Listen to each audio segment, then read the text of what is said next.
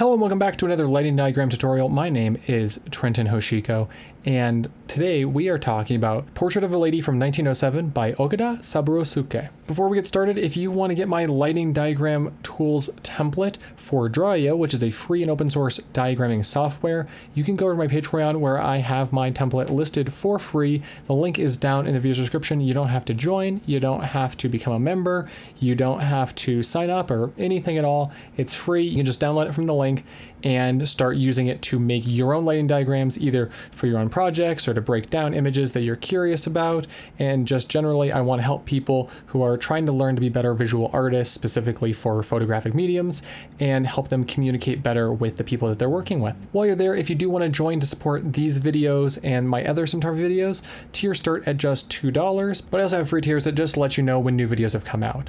I'm trying to reach 100 total members, so if you want to go join, I would love to have you. So let's talk about some aspects of this painting. The first thing is her face is entirely lit up. We don't really have any contrast left to right, so that light is really coming straight onto her. She's not looking at the camera, or the viewer in this case because it's the painting, but not looking at the quote unquote what we're calling the camera.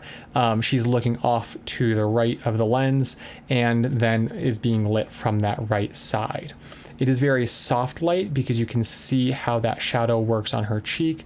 So let me just do this for how her whole face is lit. And then that shadow is just incredibly delicate and barely wrapping around.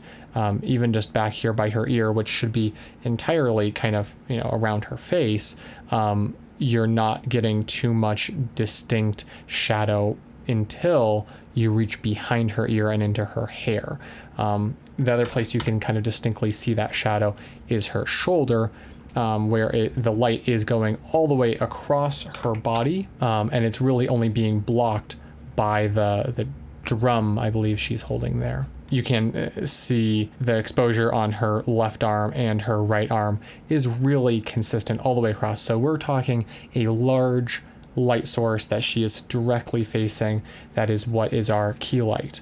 Now, something that's really interesting to me here is that we're not having any sort of edge lighting. We already talked about this shoulder right here. We don't have any edge light coming opposite key to help separate her from the background. And the same thing is true for this side of the image. We are just really having that front key light. So in terms of making an image like this, if you have a large enough source, you could probably get away with lighting the person with a single light. Now the backdrop is real interesting because I think it is a paper, a painted paper backdrop. You can see that up in here in the corner, we do get a little more vignetting, but by and large, the whole backdrop is pretty evenly lit.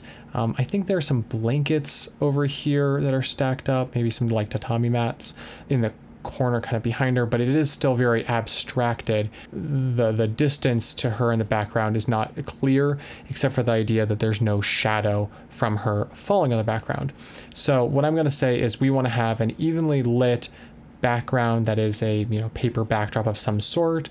If we want to have some objects, fine, but that's not really the focus here. But we do want this backdrop pretty evenly lit, maybe having it fall off a little bit towards the sides, and we do want to have her entirely lit, shoulder to shoulder, elbow to elbow here, entire face, and then have that source be wrapping around just a little bit. But we're not having any actual hair lights to create contrast. The contrast is being generated by the tone of the backdrop versus her hair and skin tone. You can see that her skin tone being pretty light is a lot lighter than the backdrop, and her hair being pretty dark is a lot darker than the backdrop. And that's how we're getting that separation rather than using something like a hair light to create more separation. So in my opinion, this is not the world's most complex portrait. Actually, most people with even basic gear could probably create something that would look reasonably like this.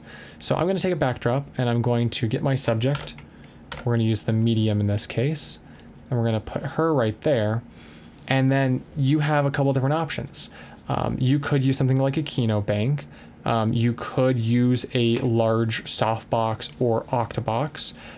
We don't really see much in the way of shaping of that catch light. So, in terms of what we're seeing here in the painting, I can't determine whether or not this is like a window, for example. It easily could be. This space is a little more abstract. This looks like a seated kind of portrait. Like I said, I'm not sure about the exact origins of this, so we don't need to necessarily imply that this is a window to get this kind of lighting. We could just be having this, be spatial lighting that we're doing without any specific motivation. So we're gonna have her sitting here, and we could do, like I said, a large octabox or a large softbox. Now we're talking the larger, the better here. So instead of doing those, although those might be cheaper options in some people's cases, I'm gonna skip right to a large diffusion sheet, at least a 4x4, but preferably a 6x6 or so. If you don't actually have access to a 6x6, the core of a 5-in-1 reflector, one of the largest sizes, which I think they're usually, in terms of the largest ones, depending on the model you get, somewhere between like a 6x7 or a 5x7-ish range. That core can act as a large diffusion silk. It loses you about 1 stop exposure, which is pretty consistent with more traditional silks, but is a lot cheaper than just a actual 6x6. It's a little bit harder to work with, in my opinion, but it's a lot cheaper. So you kind of balance your cost with your, usability. So I am going to make this bigger because I'm going to imply that this is a 6x6 rather than a 4x4. If you have a 4x4 piece of diffusion, that could work for this. We just want it to be distinctly bigger than the width of her body. So a 4x4 should fit the bill. The 6x6 or that diffusion core, just fits it even better. And then I'm going to use a lamp. Depending on the power of your lamp, you could have to use 2 lamps. If you have a 4x4, you might be able to move it a little bit closer and just do 1, but we want this distinctly bigger than her to get that wrap around the cheek. And then from key side, I'm going to light the backdrop, and I'm going to light this one with an octabox. Depending on exactly how you use the octabox, you might get a little bit more of a rounded shape like this, but we are going to use it also just for its size. And we're going to aim it to create it so that there is maybe a little bit of fall off towards the right side. There is just that slight bit of vignetting, but nothing too, drastic. And keeping this from key side helps keep our lighting looking consistent, although sometimes that's more important than other times. Here, I don't think it's that important. And one thing that's important about this to me is I want to try to keep that light off this back wall here. That's why I've scooted her so far forward, because I don't want to have any shadow. I don't need to see any shadow on the grounds behind her or anything like that. I want it to just be all very, very even in terms of the background. And I want her to be even across her front and have that little bit of shadow towards the sides. This is as simple as it can be for something like this. We have our lamp, we have our diffusion material, and we can scoot that forward to get a little bit softer. We can scoot it back to get a little bit harder to really play with that in the space, especially if there's motion in this image. And then we have our octabox here to light that backdrop. If you are going to try to make it like this, then having that backdrop be a tone that is the basically middle between the skin tone and the hair tone will help, because you're not using a hair light for this image. That light is so soft that it is really enveloping her. So I think that there's an aspect of that too that just creates a glow where you don't have as much issue with like losing somebody in the shadow because you're in a very high key lighting setup here. So that is the most basic way that I would light something like this. If I wanted to make sure that we have the shadow just a little more and to just get a little bit of depth out of it, especially in the shadowed area like around her shoulder, we could take a wag flag and put it right behind her on the left side of the camera to just get a little bit of negative fill. I don't think it's worth doing that on the right side because that light is coming from the right side, and we're not really seeing much.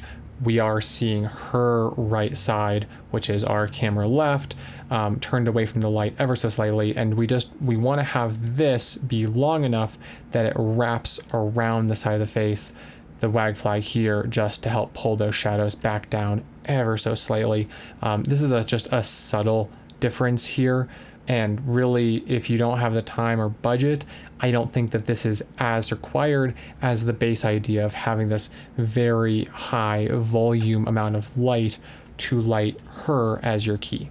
With this method, you should also get a pretty nice catch light from the lamp here. I guess one other note is if you want to make sure you only have one catch light, and depending on the exact placement of your octabox, you might need to use a flag of some sort over here to make sure that you're not getting too much spill from the octabox onto her, because you want to make sure you're not having any of that edge lighting. And so really, this one is a pretty simple setup relative to a lot of the ones I talk about. This is something that most people could do with relatively basic gear. You technically need 2 lamps, an octabox or a softbox, and a diffusion core or some other diffusion material. This diffusion material could be a shower curtain, like I've talked about recently on the channel, doing shower curtain versus silk diffusion examples. I can link those in the video description, or you can find them on the channel itself. This doesn't have to be incredibly expensive to get something that looks really pretty and elegant with soft lighting on a nice portrait like this. Part of what makes this portrait so wonderful, I think, is both the outfit being very vibrant and having some contrast against both her skin tone, her hair color, and the background, but also that background being this like kind of painted paper backdrop look, I think just adds something to it where the image wouldn't be as cohesive or appealing without those extra details. It brings more interest and more vibrance into it overall, not only in color, but also in terms of just visual saturation of things in the frame. And so like I said at the beginning, if you want to get my Filmmaker's Tools template, it's available for my Patreon, completely free. And if you do want to join my Patreon, I'd love to have you. I am trying to reach 100 total members between the free and paid tiers. If you want to get equipment like what I've been talking about here to make your own images, I do have affiliate links down in the video description. Those really help me with supporting this channel at no extra cost to you. If you like this video, please give it a like. I really appreciate that because it helps me with the YouTube algorithm and reaching new viewers who also like these kinds of lighting diagram and lighting discussion type videos. If you want to subscribe, I have lots more videos for cinematography, micro-budget filmmaking, lighting, equipment, and much more coming very soon. I try to release several videos per month, and I'd love to have you be a subscriber as well. This week, try to enjoy some art that you love. Find a movie that you've been wanting to watch and you haven't had a chance yet. Go to a museum. Look at open access art online from museums worldwide without even having to step onto a plane or purchase a hotel. Do something that engages your creativity, because your creativity is something special that you should try to nurture. And additionally, if you can share that art, whether it's music, painting, photography, filmmaking, whatever it is that you do and you love, if you can share that with other people and share your self-expression, that is so special and so important. So go out there, be confident in doing that, and I hope you have a wonderful week ahead of you. Take care.